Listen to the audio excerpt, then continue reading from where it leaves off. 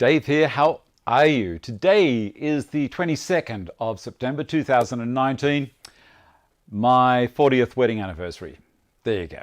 Same girl, all those years, and looking forward to another 40 years.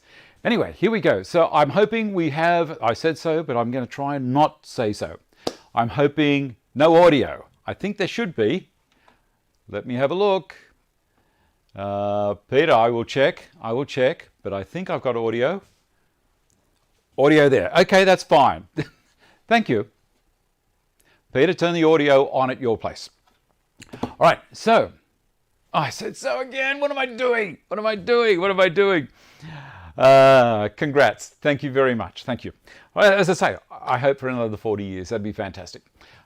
Now, today on the show, let me get my list. We have this unbelievable Turner 4.5 hand plane. Ian came into, and it was on the show, as you would have seen a couple of weeks ago, and I think I caught the bug. I caught the Turner hand plane bug, and as they are not going to be made anymore, they stopped production in 1970. Ian was saying with his collection of, I forget how many hand planes, but with his collection, he says that he is the custodian. He's the keeper of the planes, and they will be handed on. So, well, said it again. We will not ever own something forever. It will be ours, and then it'll be passed on to someone else. And if we can maintain the condition of it, that'd be fantastic. And that's what I'm going to do today. Most of the show will be about tidying up this number 4.5 smoother. I did a little bit on the resin, and lovely. Well, I don't know if it's resin. It's actually called cellulose acetate. That's what we're going to do. I'm controlling what I'm saying. And what else have we got? What else? Last week, the TV soundbar. I will jump in now and show you quickly how it came up. Come down to here, TV 2. Here we go. I'll transition over to this.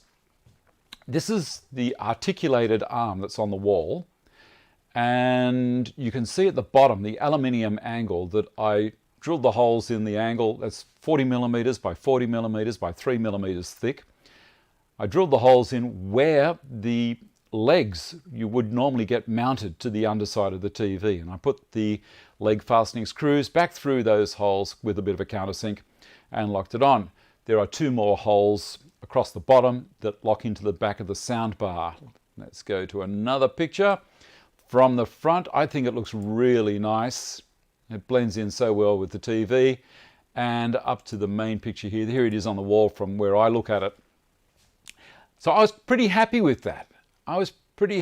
Indeed. The thing about the screen and having the soundbar aim the same direction as the screen is, that gives you balance, and so you can line up to where things are actually, the sound source is coming from. Your ears are working in stereo, aiming to help your eyes focus on the center. If both your ears are giving you the same amount of input, you've got bifocal or binocular vision, you have binocular ears as well. Imagine if your ears were twisted around on your head and you heard something over there, but you're looking over there. It's no good. That's why I did this little project, and wow, what a difference. It's fantastic. I really do enjoy it. So there we go. That's why I did it. Stephen, hand tool fever, electric battery tools, 5 years. Well, if that's your problem, good on you. But I think my problem is going to be these Turner hand planes. I looked at them and they're just a thing of beauty. I don't know if I'll ever use them. They'll probably go on a cupboard up on the wall. I might make a nice display and I'll look at them. But the rest, every now and then you'll grab one down and use it. Why not?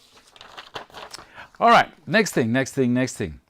I'll do a couple of just lame things right at the beginning. Well, when I say lame, it's not woodworking. It's something has happened during the week. And one of the things I did was I went down to Sydney and grabbed my mum for the day, brought her up here, and she had a great time because it's springtime up here and all of the blossoms are happening. So she was having a ball up in the front garden. There she is wandering around. She's not doing too bad for a 90-year-old person. You know, the walking frame to help, but she had a great time up here. And she's a bit of a photography buff. So there she is taking a couple of snaps of one of my tree ferns up in the front garden. There we go. And what else have we got here? Come back to me. Isn't it great? So often we forget about the previous generation when they are not as active and can't get around themselves, and our lives are very busy. Transition and Pipta, I don't know what you're talking about there. How's the planar base going? No idea, Wayne. Planar base? You'll have to be a little bit more specific in these questions, because as I'm talking about what's happening on the show and just sharing a couple of things from the week, I also, here's an example.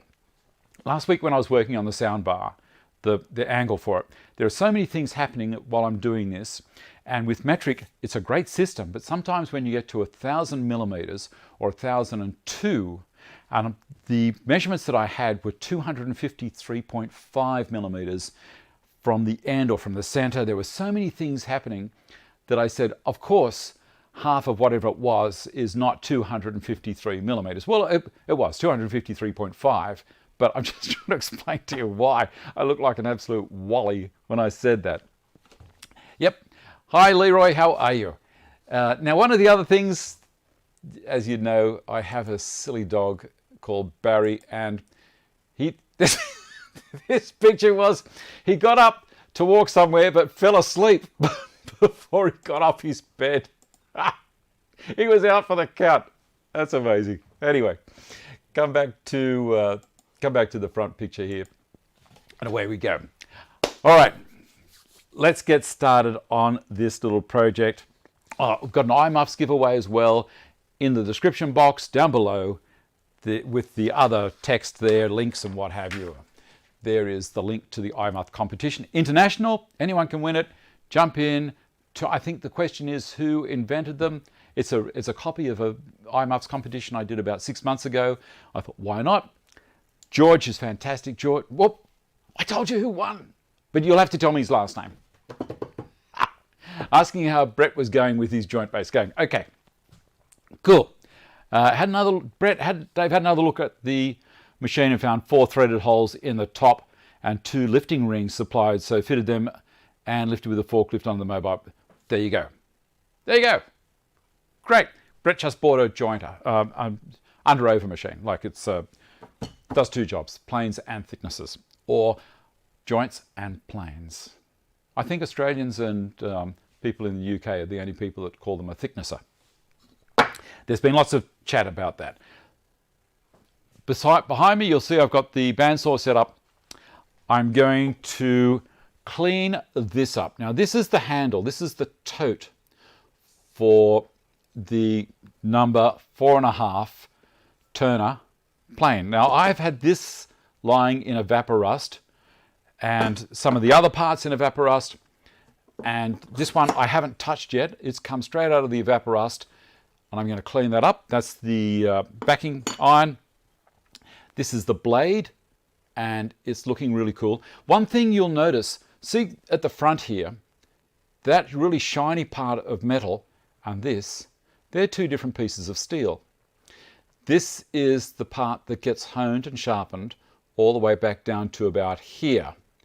This part doesn't need to be as good quality steel. Basically, all it's doing is holding, say this is a whole arrow, this is the arrow head. This is the sharp part. So there's a tip. If you didn't know, that's how it happens. I didn't know about that until around 3 months ago. I was talking to one of the guys at work, and there was a set of chisels there, and they had the same kind of thing. The front, basically the front inch, was a different steel. Now, I'm going to move a couple of things. While I'm doing this part, I may take a little bit of time. This is going to be more of a live event rather than something that's programmed. So you'll see me doing things, and I'll be thinking about what I'm going to do in the next stage as well. So it may not be as fluid. But here we go. Good on you, Rick. My pleasure, my pleasure. It's good fun. As I say, we take for granted what we have, that we can get around, we can do whatever we want, really. If you're in my age group, you've probably got all of your financial worries out of the way, you're cashed up, you can do whatever you want and have a ball.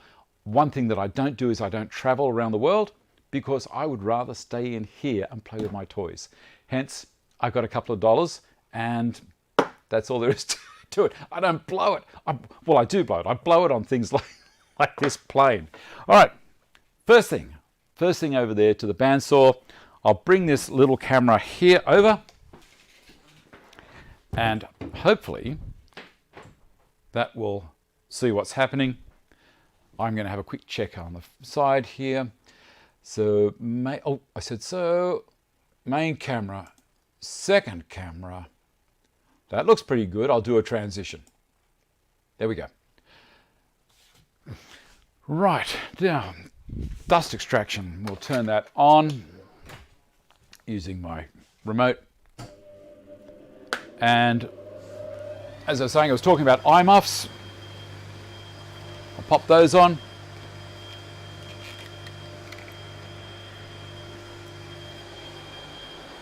This is Western Red Cedar. I think you can see it there. What I'm going to do is I'm going to make some soft jaws for my vise that I put on the bench. And after I tricked up how to square this up, you'll see how nicely it cuts.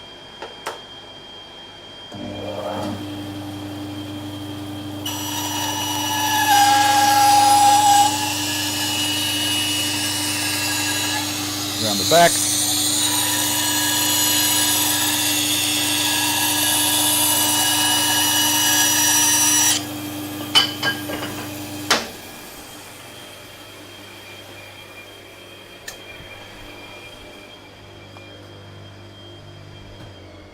Turn that off. It cuts just so straight. Absolutely beautiful. All right, next thing to do, go back to the other camera and flip it over to there. JB Carbotech machines are built in China, they're built in Taiwan, they're built in Australia, they're built all over the place. It depends on which particular machine. Taiwan is probably the main place. Very, very. People ask me about this and they say, oh, it's Chinese. Well, there's a couple of things about that. In China, you'll have good factories and you'll have not so good factories. It's the same the world around. Labor isn't very expensive in China, but you'll find most of the companies that more reputable companies have their machines built there will have their own people there as well, overseeing and making sure that things are going the right way. So if that answers your question, let's have a look. I need to move this back over here. I might move this one over here for a second. Give me a sec. As I say, it's going to be a little bit backwards and forwards, but that's okay.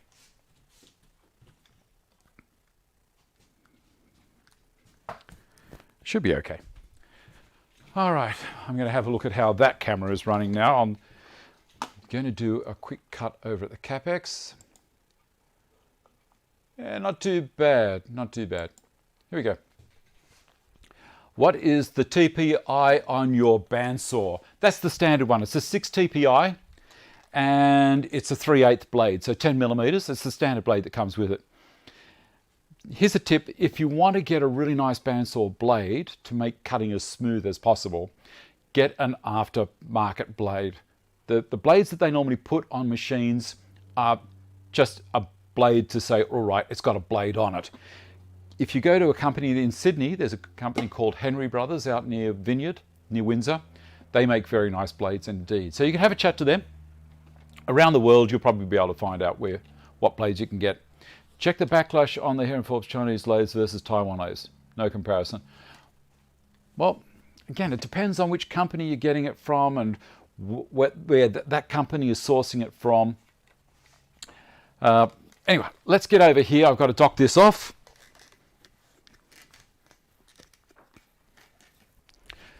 And I'll open up this dust extractor. I have a port under the CapEx, so that when I'm cutting, the dust is collected by this point here with a dust extractor down there. Also at the back of the unit is sucking the air down. Now when I'm cutting small pieces, I use this thing. This is called a $10 million stick. 10 digits. This looks after all of them. I've already measured this distance. This is one of the advantages of my fence system in comparison to what everyone else is doing at the moment. They're trying to do T-track in the bench and not have any fence. I like this. So I will put that there and hold it with that. And that keeps my fingers right away from everything. Watch this. You like that? And another one. As I say, I'm making some soft jaws.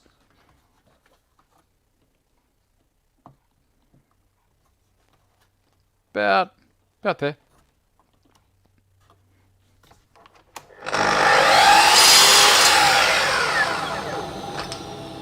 Beautiful. Both the same. Do you see any dust? Not really. I didn't even turn the big extractor on. I will a little bit later. All right, where are we? Switch back to there. Hegner. I have no idea. I have no idea about Hegner. Get that other camera back.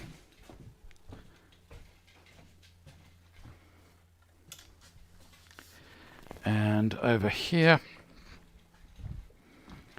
And I think that's about the end of walking the camera around all over the place today.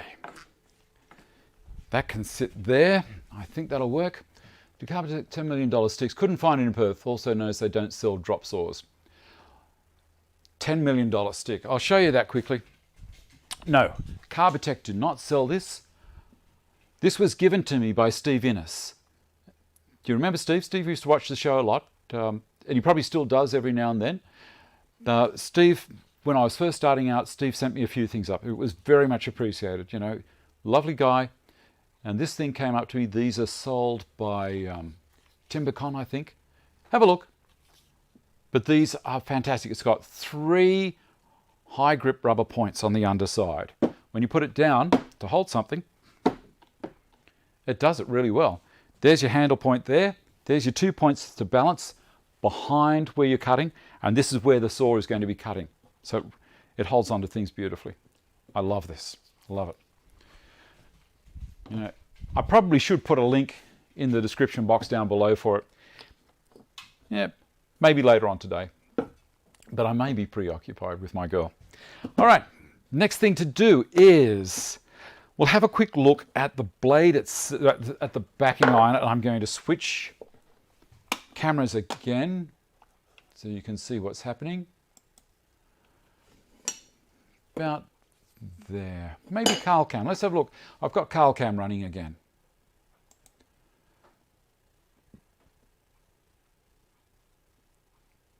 Yeah, why not? Here we go. FastCap do sell them, I think. Yep.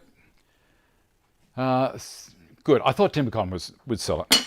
Now we have this. Now this is the backing iron, and it has a little bit of rust on it, but it's not a lot. It's only really after it's come out of the evaporust.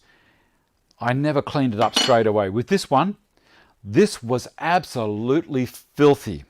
I'm going to show you how filthy this was. When I get my mouse again, I'll find the picture down there. This is how the plane was after I bought it on eBay. So you can see the comparison. The front knob I tidied up on it. And here's another picture. that's looking down on the top of it. What a mess, what a mess. And the lever adjuster and the top of the cap and the brass screw, the top of the handle and the brass screws, absolute mess. Now this is how it is now. That's straight out of the evaporust, and so is that. I haven't done anything to that yet. I have cleaned this side up. I get too excited and I think, well, I should leave something for the show, but I'm a bit of a tragic. All right, where are we up to? Let's have a look at this. I'm going to use a bit of 4-0, this stuff, 4-0 steel wool. I'll pull it out of there and like that. And let's see how we go.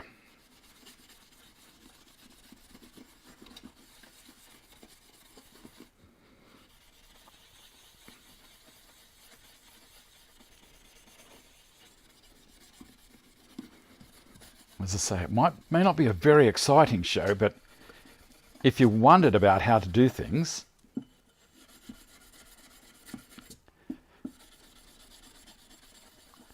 it doesn't hurt to watch someone else go through and do all the experimenting first.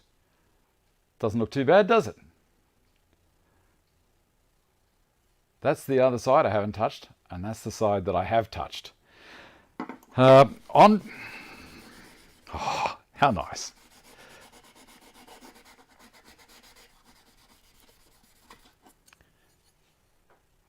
It's not hard, is it?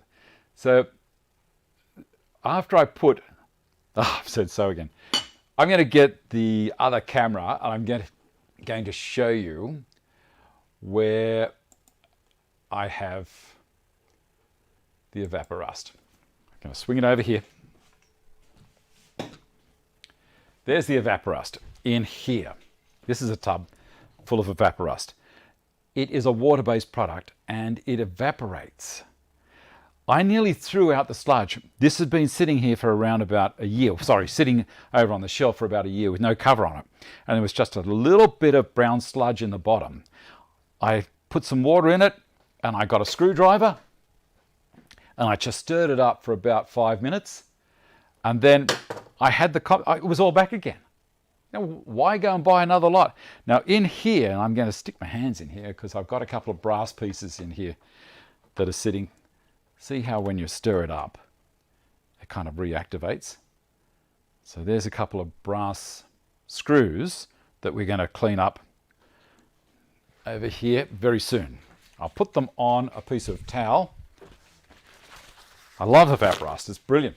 In Australia, you can get it at Super Cheap Auto. I'll bring this camera back. Lovely. And I'll see if I can get the other one. Should you polish it? You can polish if you want to. Not a problem. There we go, transition that one. Now I'm up in the corner again, so you can see what I'm up to. But how good is that? That's just lovely. After you've brought things out of evaporust, it's a good idea to give them a bit of a wash in ordinary water. I'm going to do that now. I'm going to rinse the evaporust off. Now without I haven't used any machines at this stage apart from the bandsaw to rip those little soft jaws for me. And you'll see me use those in a minute. Alrighty. This is so much fun. I love it. I'm going to use the steel wool again.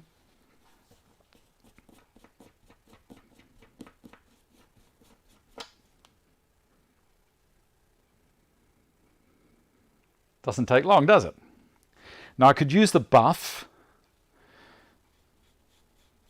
the little buffing wheel, the cotton waste buffing wheel on the Sorbie Pro Edge, which I have done for other things, and that would work.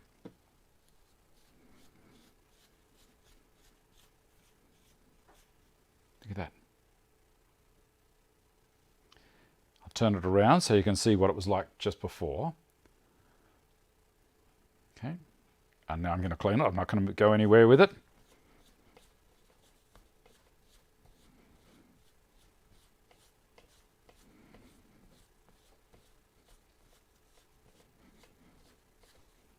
There we go.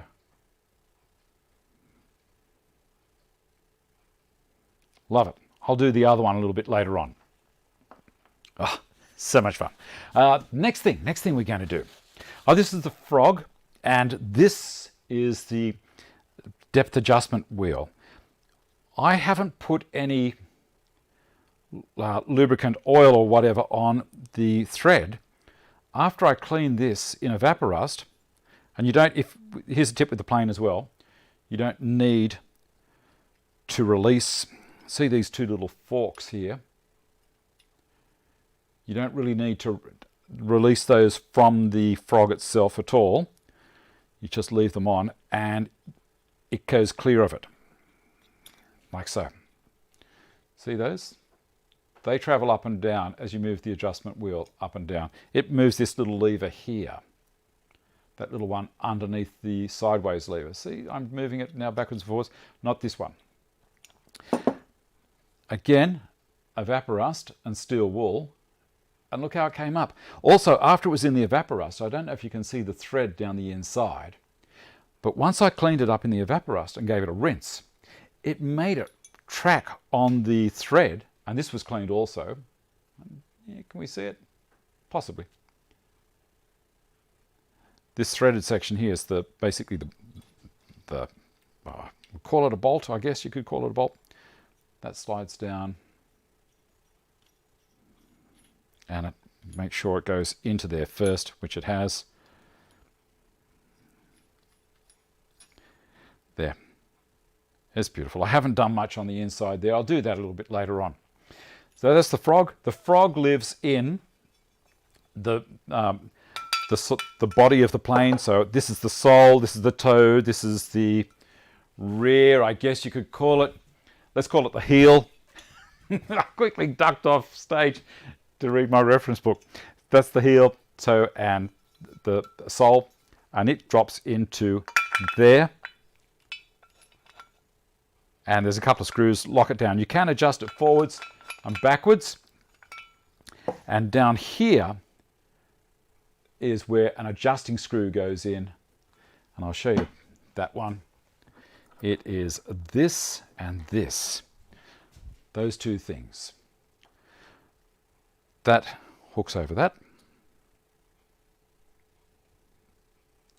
And it screws in to the back of the frog there.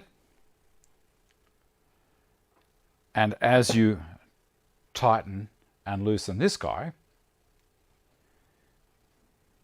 it moves the frog backwards and forwards on the sole of the plane. All right. Now, the part that I'm really excited about doing. I'll put these back in the little well on my bench because I can. The part that I'm very excited about is cleaning this up. This is the cellulose acetate handle. And you can see what a mess it was. You can see what I've done to the top here, and without using the buff.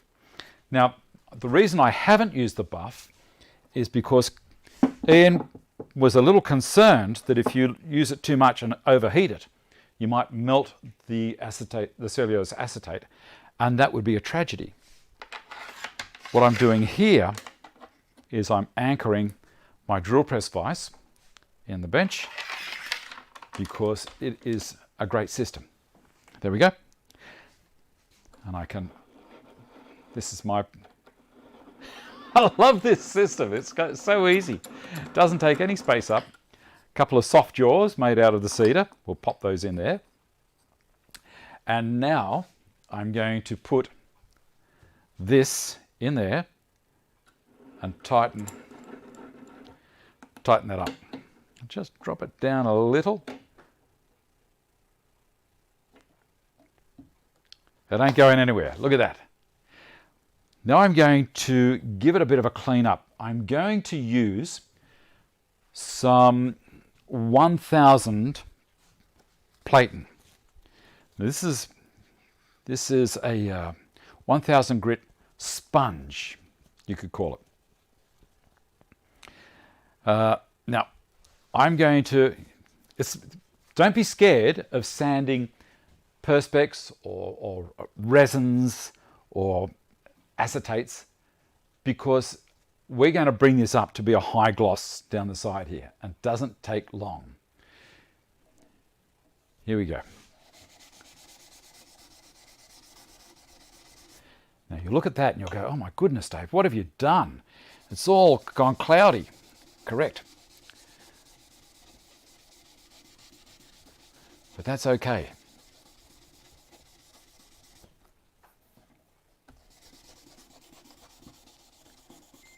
You'll be surprised.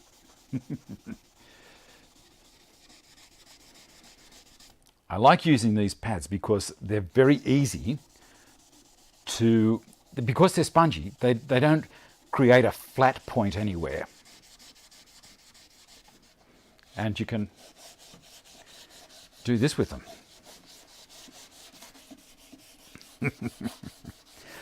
Oh, I love it. In around all the curves.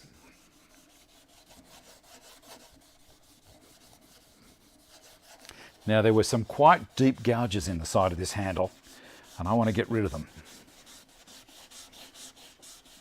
If I wanted to, I could get rid of the seams. You know, when they I guess they injection mold these things. I could sand the seam right off it. Then you'd have people saying, oh, but Dave, then it wouldn't be original. And I'd have to agree with them.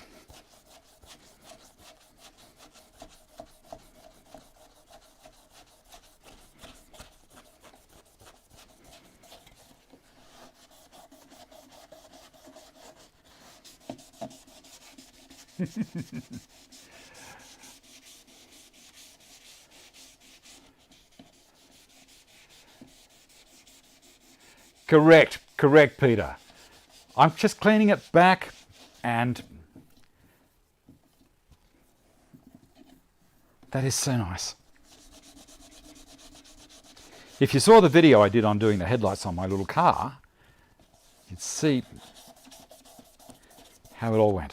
I'm going to take it out. Can you see the scratches here? Possibly not. You look at this and you go, goodness. I'm going to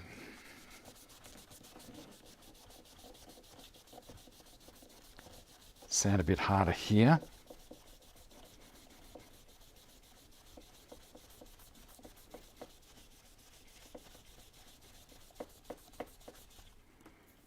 Can you see the scratches a little bit identified a little bit more? And around the back there. I'm going to give it a quick wash with some water.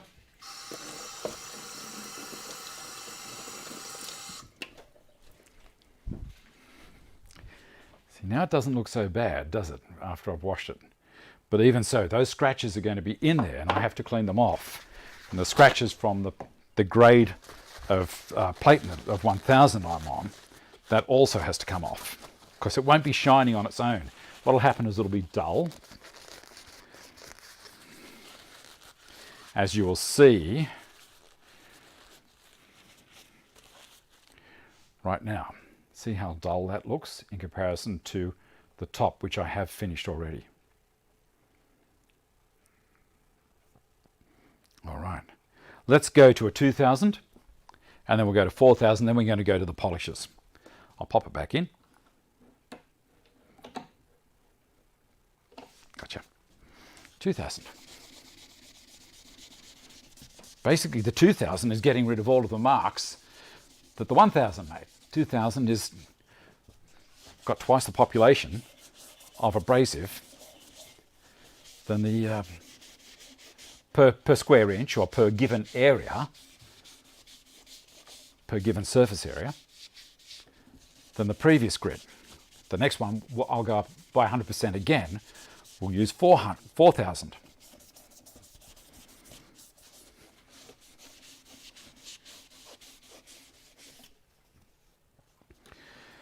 All right, 2,000, then we go to 4,000. See, it says 4,000 grit.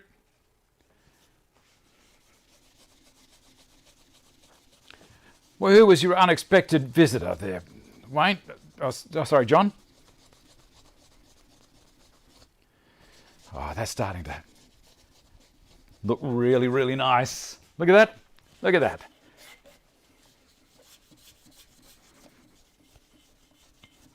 Unexpected visitor. Brown snake. You never can tell which one.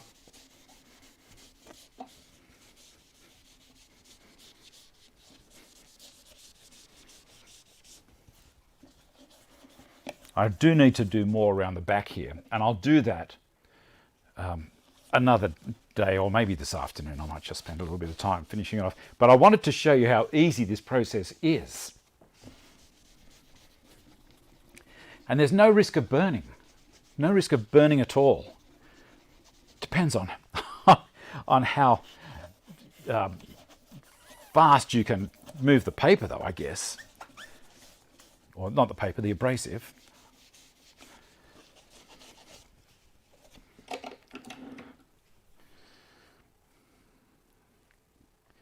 There's a little bit down there I haven't got. I'll go back to the 2,000 there.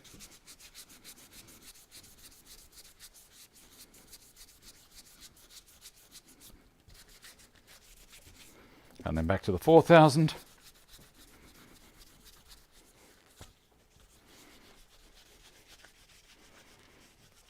I wonder how many people are watching, whether they've all gone to sleep like Barry.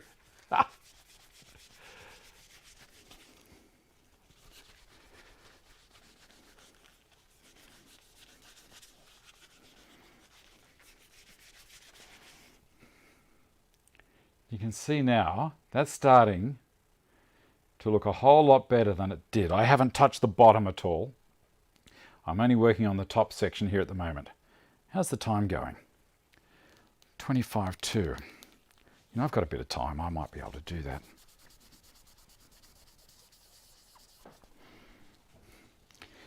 It's important to look at how it's going and make sure that you're keeping it all up to the same standard. There's another bit there.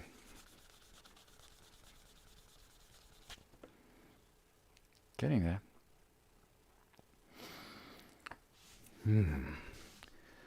I'm gonna cheat a little bit and rub it on there, and I'm also going to cheat by using a bit of the flooring that I've got in here as an extra kind of cushion.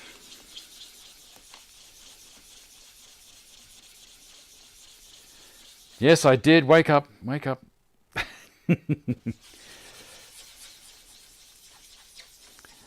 But if you were curious on how to do this, it may well be worthwhile you're watching.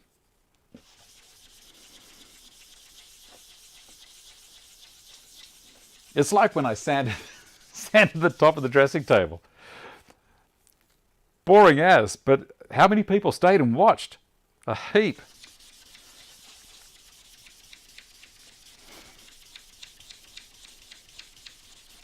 The flatter parts is much easier here. I'm going to do that part again. But the curved sections were a whole lot easier when it was mounted in the vise.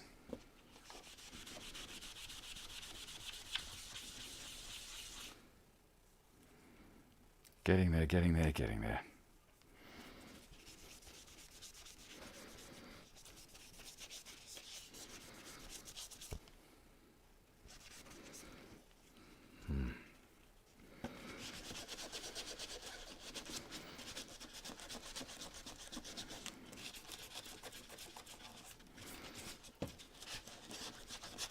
I reckon some people have watched just to see, have a look at the colour of this. Reminds me of raspberry syrup.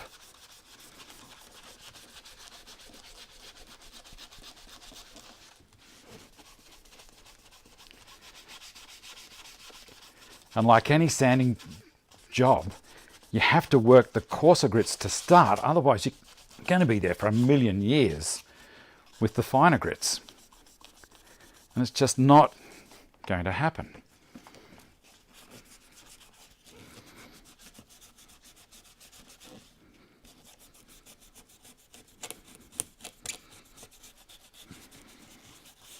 Okay, let's go to the 4000 and then we'll jump into the polishes.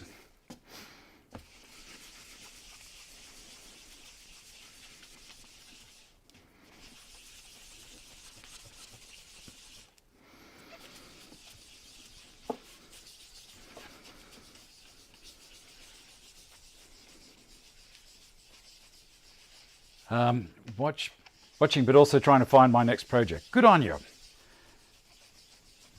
Dave, I wonder how dipping it in liquid polish would, at the end, work. I understand it gives the final... Wayne, that's what I'm going to do. I've got this guy. Let me put it there. And this guy. And they're the final part of the process. This is the rough part, believe it or not. You know, going up to 4000 grit, most joiners or cabinet makers would say, 4000 grit, wow, I'd never go past 320. But with resins and acrylics, you have to. You've got to go up to around 9000 to get a result. Pop it back in there.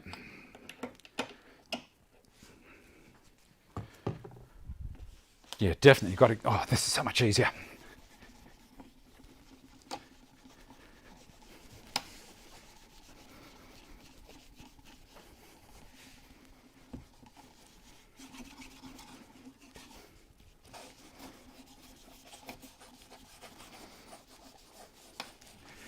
So what's been happening in your week, guys? You reckon a genie will come out? Where do I buy the pads? Anywhere that Festool sells stuff, it's Festool Platen. A lot of places won't stock it because it's not really well known. If you're in Sydney, Carbotech Sydney stock them because I check the shelves and make sure it's there. I haven't been there a couple of weeks, so you know, hopefully it'll be there. But these things, they're not cheap like anything Festool. Pardon me, it's not cheap. But man, oh man, they do the job.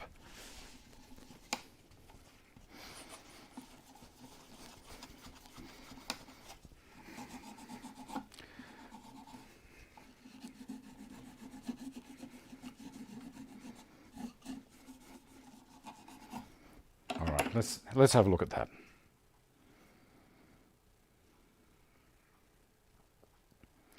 Nearly good, nearly good. 4000, I shall give that a little bit more of a clean there. Now, I'm going to ask you a question. When you're sanding and you go from one grit to the next, do you look at it and you go, wow, look how good that is in comparison? And I thought the previous grit looked good. And then you do it again. You go to the next grit up again and you go, oh my goodness. What a difference. What a transformation. It's the same kind of thing with this. Where's that other? I really do need to get in there and clean those up a little bit more down the bottom. If you get an old plane, you'll find that a lot of the time, where people touch it, you'll get build-up from just their dirty hands touching it. That's a whole lot better. 2000. Is this one?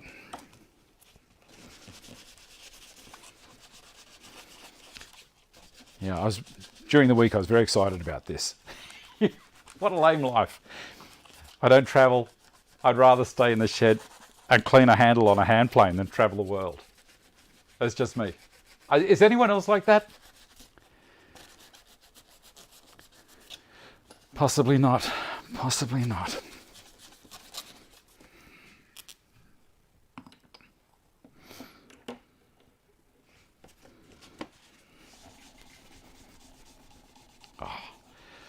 So exciting. And the fleece is fantastic when waxing the table. Saw top. Yes, yes. Fleece is spelt B-L-I-E-S. And it's we would just say Valise, but it's called fleece. That's how the Germans pronounce it.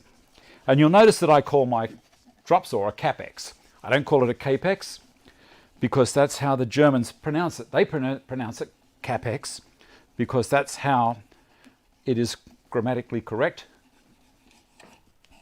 They don't have the same rules as far as short vowels and stuff as we do in English-speaking languages, English-speaking countries, I should say. There we go. I'm pretty happy with that. I've got a little mark down there that I think might scrape off with a bit of thumbnail work. Okay, around the back there, it's got to be a bit more on the 4000.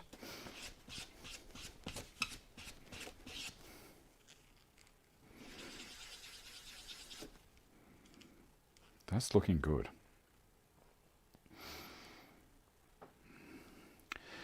These scratches here may stay. But look at that, that's with the 4000. Now, do you think that looks really good? Would you think that looks really nice? Well, I'm sorry to say, my friends, that looks rubbish to me. Here we go. We're going to go to the next. Do both and sleep less. Why not? Hi, Richard. How are you? These are my polishing pads that Festool. They're designed for the Rotex and the ETS5. So these are 150s, 6-inch. I am going to start with the 5000. When I keep these, I keep them back to back, and you can see I've written on them what grit they are for the polish. If you use the one pad for two different polishes, you run the risk of contaminating it unless you wash them out thoroughly. Now, I don't wash these pads because I don't want to waste the compound. So I put them back to back and I keep them in a Ziploc bag. First one, I'm going to go with 5000. And why do I like these ones? Because they are so spongy. Look at that. Which means it will accept all of the contours. I'm going to move my little vise out of the way now. That one and that one. I should really work out a way of holding on to that better. Maybe I'll get John to make a new handle for that. Pop that out of the way. They're a couple of 5/16 T-bolts with handles that I've smoothed off so they don't hit the side of the vise. All right, here we go. 5000. And we have this stuff here, 5000. Speed cut. Give it a shake.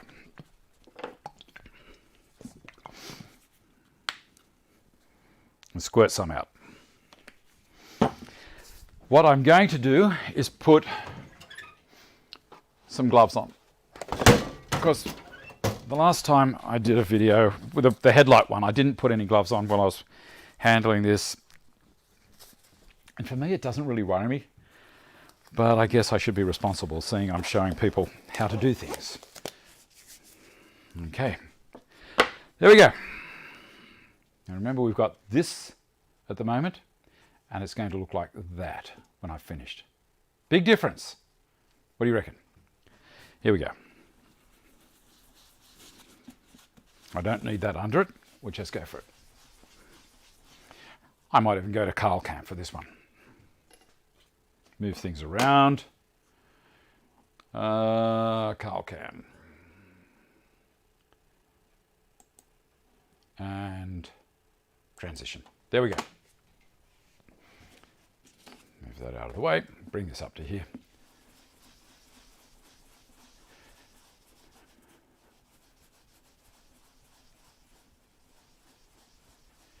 Yeah, Capex is not an A. It's not Capex. Same as you pronounce it. Bessie, not Bessie, I guess.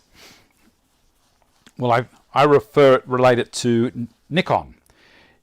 In Australia, we call it Nikon because that's how the Japanese pronounce it. In the States, they say Nikon because only one K following. If there was two Ks, it'd be Nikon for them. But we understand that the Japanese say N-I. They can't pronounce I. Alrighty. I'm going to hold this over the edge. I'll go back to the other camera because I can. It's my show and I'll use whichever camera I want. Transition. This is hard using my other hand because, come on, you silly thing. Because, it's way over there, right? There we go. I've got the polish and everything in this hand. I don't want to get it all over here. Now I'm going to pull it over the edge of my bench and I can polish in there.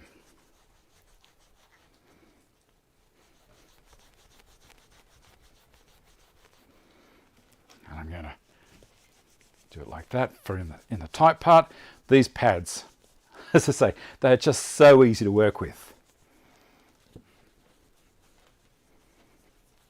Okay, that's all of that. Now I'm going to work the back.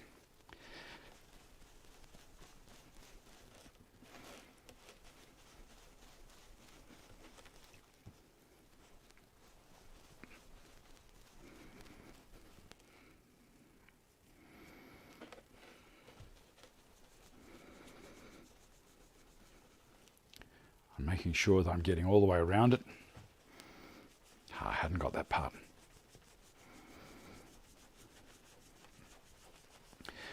Now, Ian, if you're watching, you might pick up on a couple of these tips.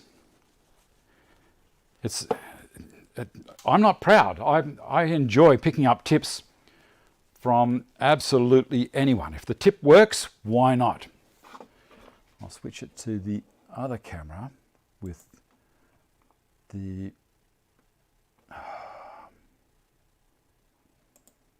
trying to find a cat. There we go. I found the one I was after. That's going to show everything happening at the once. Yeah, as I say, if I'm not proud, I'll work on anyone's suggestion.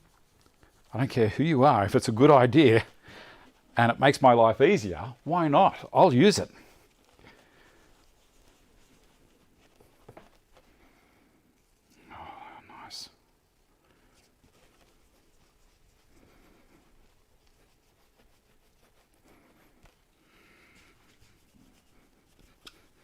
All right, I'm going to wash this now. The reason being, I don't want to contaminate the next pad I use.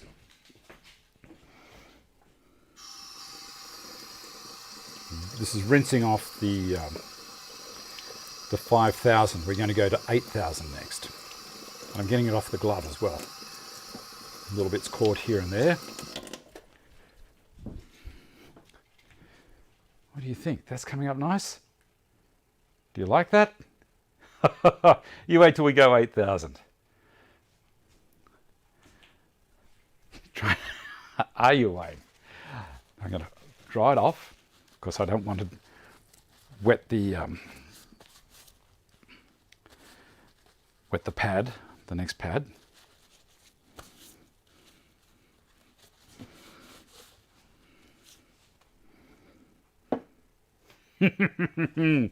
Don't you love it? These are sexy handles.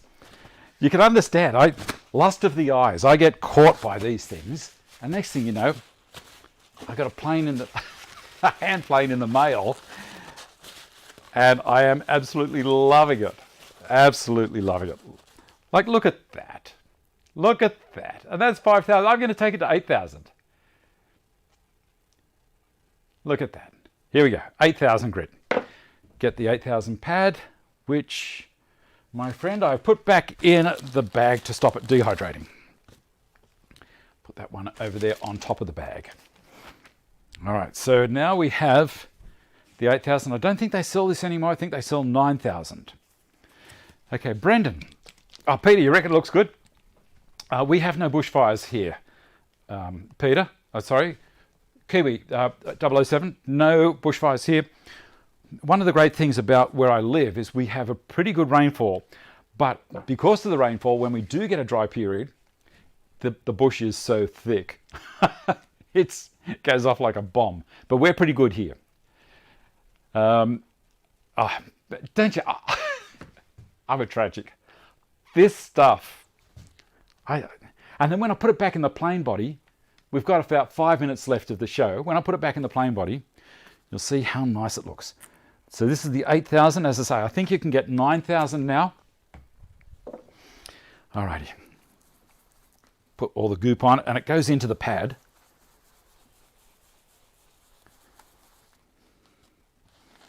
I keep working it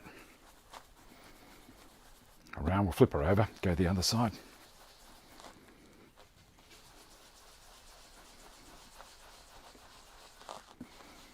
That's getting a bit more manageable. Maybe I put a little bit too much on. 9,000. I think there's another one you can go to 13,000 after that. I don't know if I'd go that far. I'm crazy, but I don't know if I'm that crazy.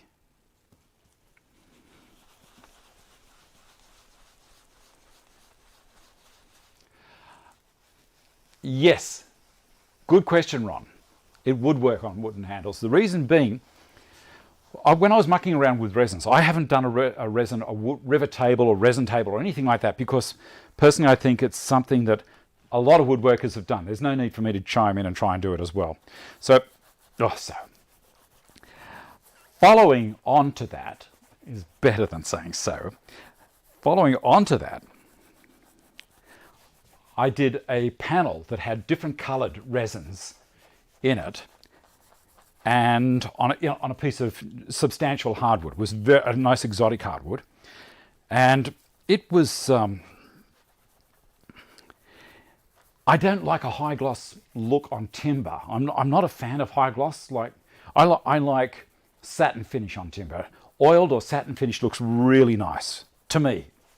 You know, not everyone is going to be the same. I went down that path with this system, and it worked really well. The timber came up beautifully. It's one of the reasons why I was keen to do it, because I know how it looks when I'm done. And I think to myself, oh, how nice. These pads are amazing, aren't they?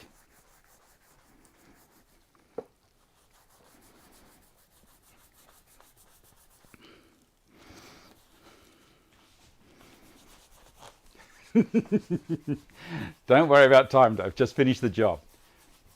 Yeah. Okay, so Brendan, best thing I ever picked up from YouTube, if trying to enlarge a hole, fit the hole saw with the same diameter as the hole inside the hole saw, inside the hole saw of the size you want to be, self-locates and everything. Correct. CMT make a series of hole saws, and they've got an adapter. So you can put the smaller hole if you're enlarging, because you can't make a hole smaller. But if you're enlarging it, there's an adapter. You put the previous one in, and it sits proud of the second one. It piggybacks the hole saw, the new size you have, over the top. And that would be similar, but it gives you more guiding. See, with the system you're talking about, if you pop the saw inside, you're only going to have the thickness of the metal protruding, maybe 1/8 of an inch, and it's not going to guide you as well. Oh, we're getting close. We're getting close. I've forgotten where I am because of the chat, but that's okay. That is just fine.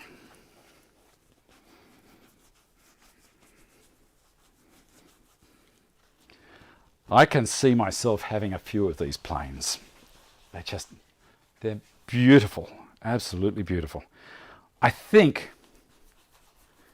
I'm there. It's going to do for the moment. Let's have a look. Give it a wash.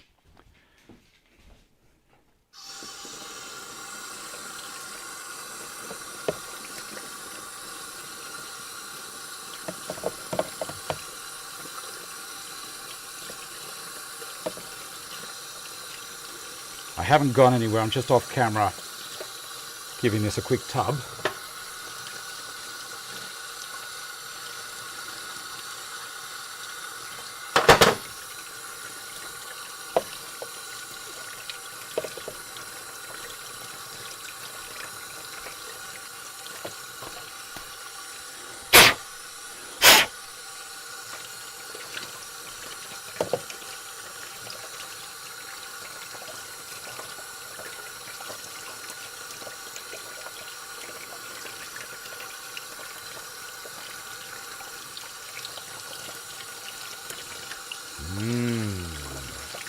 What have I got that I can clean that little bit out with?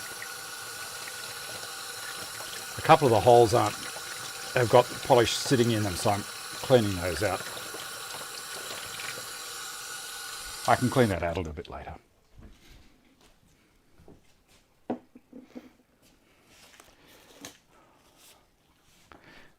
A glass case, you reckon?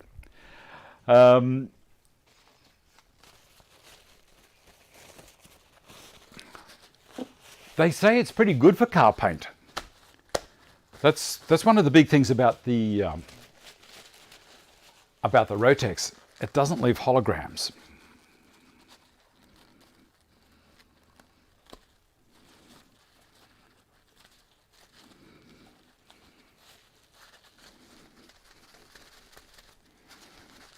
I'm trying to make sure all of the residue is off, because without any coating on it, like a baby oil or water, this has to shine all on its own. I don't want it to rely on a finish over the top. This resin has got to look really nice. Resin, I keep on calling it resin. Cellulose acetate has got to look, and that is as dry as. There's a little bit of condensation sitting on it there. How nice is that? No hand plane. With the water running, I have to go to the men's room. Let's have a look at it sitting on the plane. I'll make sure that there's no water on the bench at all. We'll put the plane there, and we'll put the back handle on. And the knob at the front, which I have to do a bit more work on. That's how it looks. And if I was to put a bright light behind it, and I can do that, let's have a look. Because this is a trick for photography. If you're wanting to know, you can make things look a whole lot better if you put a bright light behind.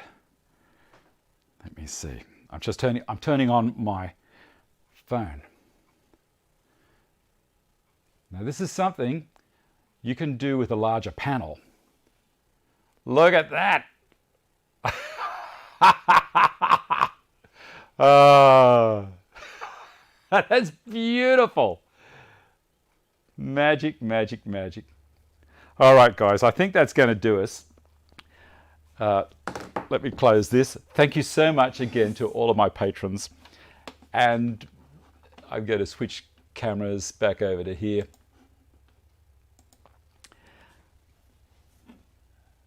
There you go. Whoop, don't break it. David, don't break it. Turn around the other way. I should have put the part in the center that holds the handle down. It's not broken. Don't panic. What's that doing? Right. So there's a couple of screws that have got to go in. Oh, it goes to the front. There we go. The other way round, David. There we go. Look at that. It's a beautiful thing. Now have a look at that in comparison to when I bought it. I'm going to throw a photo up of when I bought it. Here we go. Plane. It's the same handle, guys. It's all the same. So if you see something on YouTube, not on YouTube, on eBay, I'm too excited, and it looks like that, don't panic. Don't panic. Do what Uncle Dave did. And you will have it looking like that in comparison. How nice is it? Now, do you enjoy this kind of stuff? I'm hoping you say yes, because it floats my boat. what else can I say? It's absolutely fantastic. I love doing this restoration. And after I saw Ian Carey's hand plane collection the other week, I was smitten. You saw me get the camera down and pan over all of them. And these are just beautiful. We are the custodians. We're the caretakers for them while we're on the planet. And I'm hoping that I can pass these on to my children. I'll have to get 3 more. I think I already have. They're coming. All right, guys. Thank you so much. I'm going to say thank you to my patrons individually, because without them, you guys would not be seeing this show. Blame them. Here we go. We've got Chris Sullivan. Chris is a fantastic sponsor. He's up the top there. Thank you so much, Chris. Your support is fantastic. Then we've got Johannes Moa, John W., John Parra, Vincent Yang, John Lafferty, Peter Woolworth, Brian Shaw, Brian Del Vecchio, Justin Bailey, Michael Christophers, Brett Guthrie. Thank you so much for all you guys. Thank you to everyone who is a patron. These guys are in the levels that get their names called out, and they have other special things that I can do for them if they need it. Please, if you want to jump in, get your name read out, go to my Patreon site. There's a link in the description box down the bottom. I think that's going to be about it for the moment, guys. What a difference in that plane. I'm going to quickly read. I do this stuff. I keep running out of stuff to restore. Good on you, Peter. Mitch, that plane looks fantastic. Dave, what a great... Thank you so much, Peter. Good show, my friend. Rob, damn how I'm going to get my Stanley planes looking like that. You will do it. You will do it. Alan Atkins, yes, enjoying watching. Jim K, love it. Thank you so much for everyone for coming. And I'm going to close the show off. Be nice to each other. Have a great week. Look after yourselves. And I shall see you next week.